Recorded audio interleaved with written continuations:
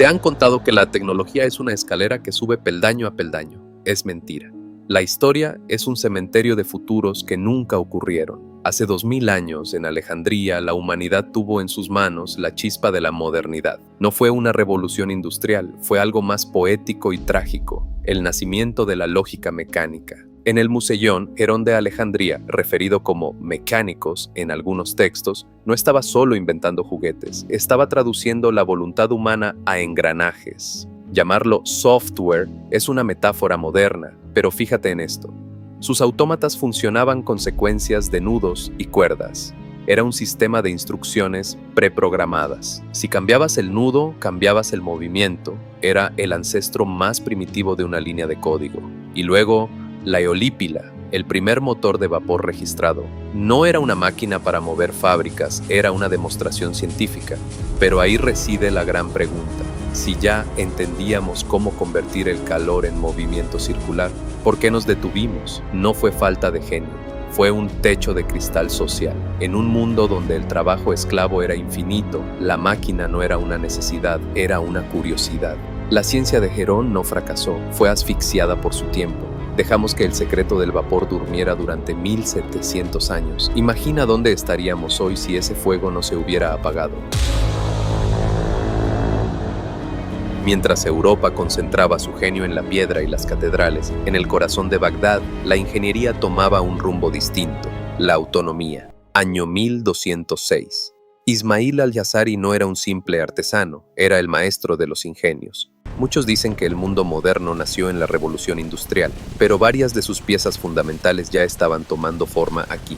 Al-Jazari no inventó el cigüeñal desde cero, pero lo perfeccionó en mecanismos capaces de transformar la rotación continua en movimiento alternativo preciso, permitiendo que las máquinas bombearan como un corazón de metal. Su obra maestra, el libro del conocimiento de los dispositivos mecánicos, no era un libro de cuentos. Era un manual técnico lleno de sistemas ingeniosos con lo que hoy llamaríamos memoria mecánica. Mira el reloj elefante. No es solo un objeto de lujo, es un sistema de retroalimentación donde el flujo del agua regula automáticamente una secuencia completa de movimientos. Y sí, creó músicos autómatas. Pero lo fascinante no es que se movieran, sino que podían programarse. Mediante levas y tambores giratorios era posible alterar sus patrones. Lógica algorítmica aplicada a la materia siglos antes de la electricidad. A través de rutas comerciales, traducciones y transmisión de manuscritos, estas ideas viajaron lentamente hacia el Mediterráneo, alimentando el ecosistema técnico que siglos después inspiraría a ingenieros renacentistas, entre ellos Leonardo da Vinci.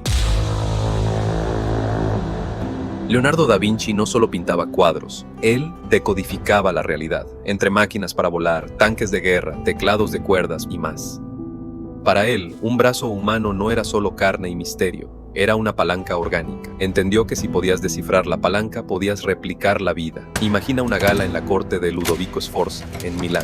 Entre el vino y los lujos aparece un caballero de armadura, se levanta, se sienta, saluda a los nobles, incluso levanta su visera. No hay nadie dentro, no era magia negra ni un milagro, era el caballero mecánico de 1495. Leonardo había diseñado uno de los primeros autómatas humanoides documentados del Renacimiento, usando cables como tendones y madera como huesos. Pero Leonardo sabía que caminaba por un filo peligroso. En una Europa donde el cuerpo humano era sagrado, tratarlo como un conjunto de engranajes era entrar en un terreno filosóficamente explosivo. ¿Crees que eran solo juguetes antiguos? En 2002, ingenieros modernos reconstruyeron su diseño siguiendo sus notas exactas y funcionó a la perfección. Da Vinci no estaba jugando a ser Dios, estaba demostrando que el cuerpo es la máquina más sofisticada del planeta y que las máquinas, al final, son un espejo de nosotros mismos. En el siglo XVIII, la robótica dejó de ser una curiosidad técnica y se convirtió en algo perturbador. Ya no queríamos máquinas que trabajaran, queríamos máquinas que imitaran la vida. Jacques de Vaucanson presentó en 1738 su pato digeridor, un autómata que podía replicar movimientos de un pato real. La gente pagaba fortunas para verlo comer grano y, supuestamente, digerirlo ante sus ojos. Fue el truco de magia más sofisticado de la historia. Aunque hoy sabemos que la digestión era un fraude mecánico, un compartimento oculto que soltaba residuos ya preparados, para lograr esa ilusión Vaucanson tuvo que inventar más de 4000 piezas móviles. Nos hizo creer, por un instante, que la esencia de la vida podía replicarse con resortes y mangueras de goma. Pero el verdadero escalofrío llegó con Pierre-Jacques Trost y el escritor. Un niño autómata con piel de porcelana y ojos de cristal que te seguían con la mirada mientras escribía. Podías programarlo para trazar frases predefinidas. Ver a un muñeco de madera y levas redactar un pensamiento humano era una visión del futuro que aterraba a los salones de la época. Estos inventores no estaban creando inteligencia artificial, pero estaban construyendo su ancestro más lejano, la lógica programada. Al mirarlos, el público de 1700 sintió por primera vez el valle inquietante, esa sospecha aterradora de que si una máquina puede mirarte con aparente tristeza, ¿qué nos diferencia realmente de ellas? ¿Somos nosotros también autómatas que simplemente olvidaron quién les dio cuerda? Olvida los engranajes. La verdadera vida necesita electricidad. En la década de 1780, Luigi Galvani tocó la pata de una rana muerta con un bisturí cargado. No fue un simple experimento, fue el nacimiento de una duda existencial. La pata saltó. Galvani creía haber encontrado el fluido vital. Su sobrino, Giovanni Aldini, llevó este descubrimiento a la plaza pública. En 1803, ante una audiencia en Londres, conectó baterías a cadáveres frescos. Los muertos abrían los ojos, sus puños se cerraban, sus cuerpos se arqueaban en espasmos violentos. El público veía una resurrección profana. Este era el aire que respiraba Mary Shelley. Cuando escribió Frankenstein, no estaba inventando una fantasía, estaba capturando el pánico de una generación que acababa de descubrir algo perturbador, que el tejido muerto responde a la electricidad. Descubrimos que el cuerpo humano es, en esencia, una red de impulsos eléctricos. Pero ahí surgió la pregunta que aún nos persigue. ¿Es el movimiento lo mismo que la vida? Aquellos científicos podían hacer que un cadáver saludara, pero ¿dónde está el pensamiento?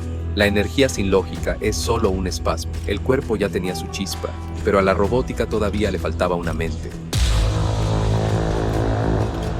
Charles Babbage odiaba el error humano. En un mundo de cálculos manuales plagados de fallos, soñó con una precisión absoluta. Daría mi vida porque estos cálculos se hicieran con vapor, decía. Así nació la máquina analítica. No era una simple calculadora, sino la primera arquitectura de computadora de propósito general. Un gigante de latón diseñado con una store para guardar datos y un mill para procesarlos. El plano maestro de la computación moderna, pero movido por engranajes.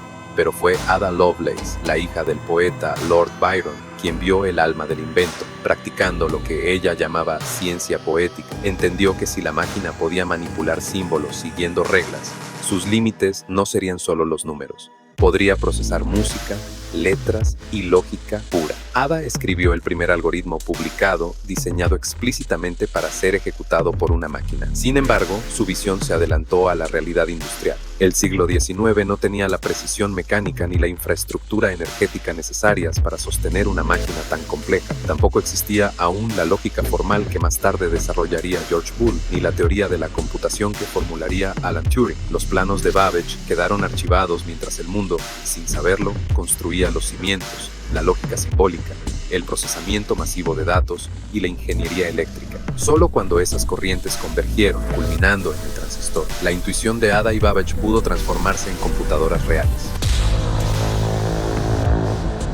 1898, Madison Square Garden. Nikola Tesla presentó lo que el público llamó magia, un pequeño bote que obedecía sus órdenes sin cables ni contacto. Para una audiencia que aún creía en el espiritismo, parecía telequinesis, pero Tesla no usaba la mente. Estaba demostrando, por primera vez, el control inalámbrico a distancia. Había logrado que la materia se moviera al ritmo de ondas invisibles. Esa capacidad de comandar lo invisible cambió nuestra relación con el mundo, pero la historia pronto le dio un uso más crudo. Con la Primera Guerra Mundial, la tecnología dejó de ser un espectáculo de feria para convertirse en una escala de integración masiva entre el acero, la ingeniería y la comunicación. El campo de batalla se volvió un laboratorio de eficiencia industrial. Fue en esta atmósfera de posguerra, en 1920, cuando el escritor Karel Čapek le dio nombre a un nuevo mito en su obra RUR. No imaginó máquinas de hojalata, sino organismos biológicos artificiales diseñados para servir. Los llamó robots, de la palabra checa robota, servidumbre u obligación. Al nombrarlos, la idea dejó de ser solo ingeniería y se convirtió en un espejo inquietante. Čapek no solo inventó una palabra, planteó la paradoja que hoy nos quita el sueño.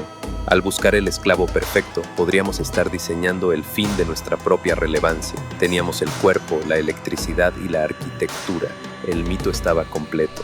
La pregunta ya no era si podíamos construir máquinas obedientes. La pregunta era si algún día ellas decidirían dejar de obedecer. Y aquí estás, mirando una pantalla que tiene más capacidad de cómputo que todo el mundo antiguo junto. El ciclo no es un milagro, es una acumulación. Desde el vapor de Herón que automatizó el movimiento, hasta los algoritmos que hoy automatizan nuestras funciones mentales. No estamos viviendo una fusión mística, estamos viviendo una externalización. No hemos transferido el alma al silicio, hemos delegado nuestra agencia. Nuestra memoria es un servidor, nuestro criterio un modelo estadístico. Hoy, el mito se ha vuelto físico. En los laboratorios de Hangzhou y Pekín, la robótica ha alcanzado una agilidad que roza lo biológico. Máquinas que ya no solo obedecen, sino que están aprendiendo a modelar el mundo para influir en nuestras propias decisiones. No es que hayamos perdido el control de la herramienta, es que hemos perdido la comprensión. Hemos construido arquitecturas tan complejas que ya no son transparentes para la mente humana. Somos el nodo final de un sistema que ya no podemos interpretar del todo. La pregunta ya no es si la máquina tendrá conciencia algún día. La pregunta es, ¿cuánto de tu pensamiento estás dispuesto a ceder antes de que no quede nada de ti en la ecuación?